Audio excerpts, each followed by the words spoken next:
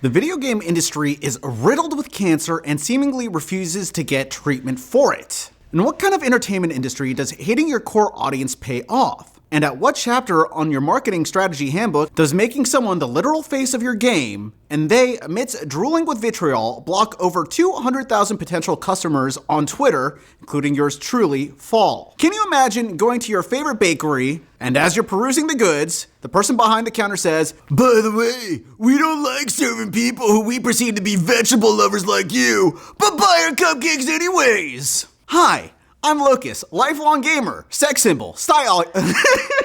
Before we start with this video, I'm going to ask you to like, subscribe, and hit that bell for more notifications because it helps push this video out to people that really need to hear the good word. Now let's get on with the vid. We're not here talking about bakeries today, we're here to talk about Sony. And these delicious cupcakes are stand-in for the next game in the Ghost of series. And the person behind the counter is Erika Nishi, the actress, face model, and mocap for Ghost of Yotei. And the vegetable lovers are a euphemism for anyone that questioned the mask mandates, perhaps is a police officer, maybe tend to stand to the right of Bernie Sanders politically, you know, the sort of people Erika Nishi is probably not a fan of. In fact, she feels as though that you stand in the way of progress. Man, Racer X, if I only acquiesced to the coercion of putting a black square on my Instagram page, maybe she would have never blocked me. So, for those of you that don't know, Sony recently revealed its trailer for The Ghost of Yotei. The game came in hot with the PS5 Pro graphical showcase, flaunting one of the most beautiful color palettes I've ever seen in my life. Like, I've never seen yellow look so damn sexy. And the usual suspects were ready to pounce on people showing discontent for having a female protagonist, but they didn't get exactly what they were hoping for. Instead, when it came down to these alleged incel misogynist gooners, many were actually fine with having a female protagonist, being that the first game conjured so much good faith amongst gamers.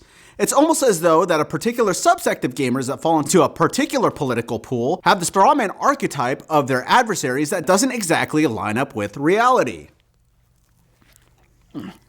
This cupcake is so good. Now I want to preface this next part with this. People are allowed to have political opinions that differ from yours. They are allowed to partake in misguided hate towards you because you were born a straight white male, or because you believe that Kamala Harris should be the next president. This is how the West has operated and thrived for so long. So on that note, this video is not about Erika Nishi and her political ideation and her activism shenanigans, but more so about why Sony and video game companies in general seem to not want to run their companies like a business, seem dead set on shooting themselves in the foot, and fairly often throw any semblance of professionalism out the window. Acting is a job. Voice acting is a job. Before you get a job, you go through an interview or an audition process. Companies that have a lot to lose will often check your social media to make sure that you're not going to be a liability to the company. Now, let's be honest. Perhaps she's a really nice person. I don't know Erika Nishi, but I know that she's not a Tom Cruise or a Meryl Streep. She's probably going to hate how I compare to white people, but she ain't seeing this anyway, so whatever. All that to say, her face isn't what is selling tickets. There are probably tons of Japanese actresses that would take on this job, do excellent work, and not turn fans off of the game. She is expendable. By foregoing the background check, you not only fuel the hubris of voice actors, but you put your product and overall brand in jeopardy. It is incredibly unprofessional and self-sabotaging. First and foremost, the first rule of a business is what, class? Making money. Profit. Gains. As DJ Quick was once quoted in saying, "If it don't make dollars, it don't make sense." He then goes on to say, "So don't kill game, let the pimping commence."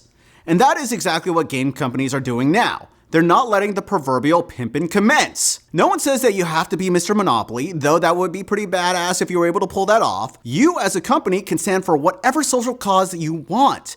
But if you're not making money, how the hell are you going to create more products that are going to get your social messaging across? The closed down bakery isn't going to be selling cupcakes anymore because it can't. And boy, oh boy, that would be tragic.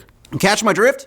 If you don't, let me ask you, in the span of a trillion years, are we ever going to get a sequel to the legendary flop Concorde, which costed $400 million to make and did not make back $1 million? As someone that runs his own business, has a billion passion projects, I'll tell you that you can have so many people passionate about your project that want to work with you, but in this economy, gotta eat. And if there's an option between choosing to work for someone else's passion project or take on a gig that is going to put food on the table, 9 times out of 10, they're going to go with the latter option. Human beings are wired for survival, and as the saying goes, money talks, and I'll add to that, and say that historical flops that don't even cover a fraction of the budget scream bloody murder. Now, I'm not here to say Ghost of Yotei is going to flop. In fact, given the general goodwill the first game garnered, I anticipate it to do quite well. However, when you begin to erode the value of customer trust, just like Disney Star Wars, the sales will begin to drop, goodwill will begin to fade, and the brand will become a mere husk of its former glory.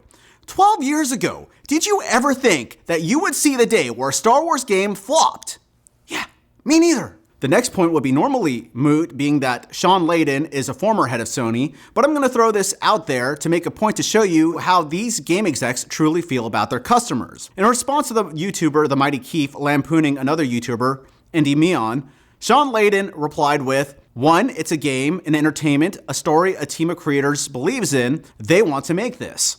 2, it's a game. If you don't like it, don't buy it. In fact, why not make the game you want yourself? A story a team of creators believes in. Does the customer believe in the cupcakes you're selling?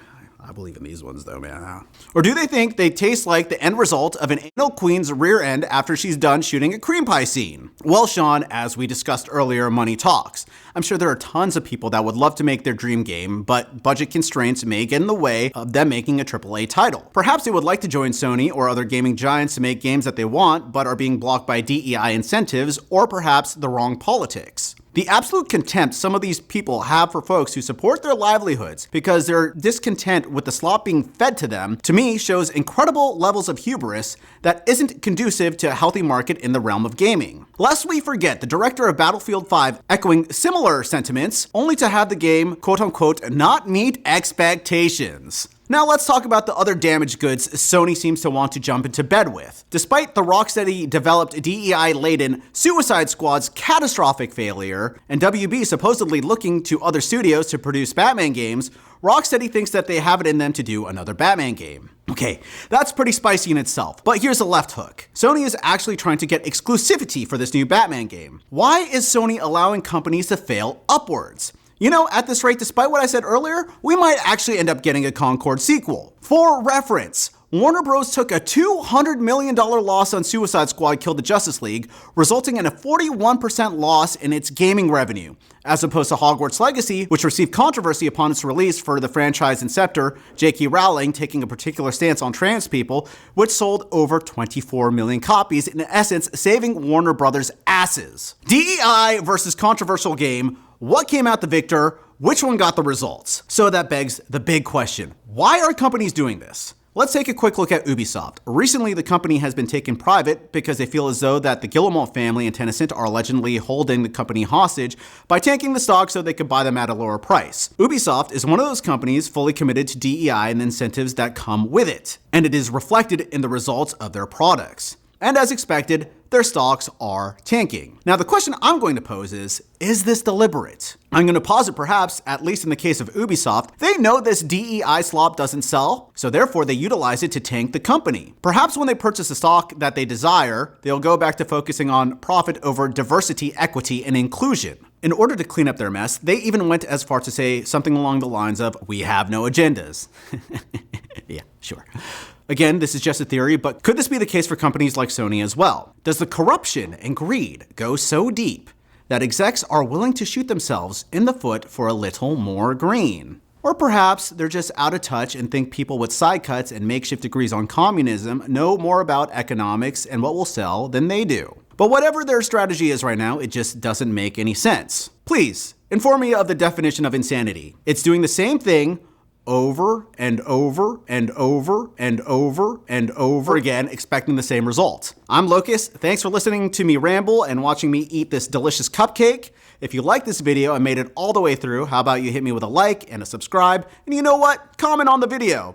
Do you feel as though all this failure is deliberate? Does controversy still sell in this day and age? And though it's been 3 weeks, why have you still not taken a shower? Do you like cupcakes? If so, what's your favorite flavor? Now, if you'll excuse me, I'm going to go pardon myself and finish this. So, bye-bye!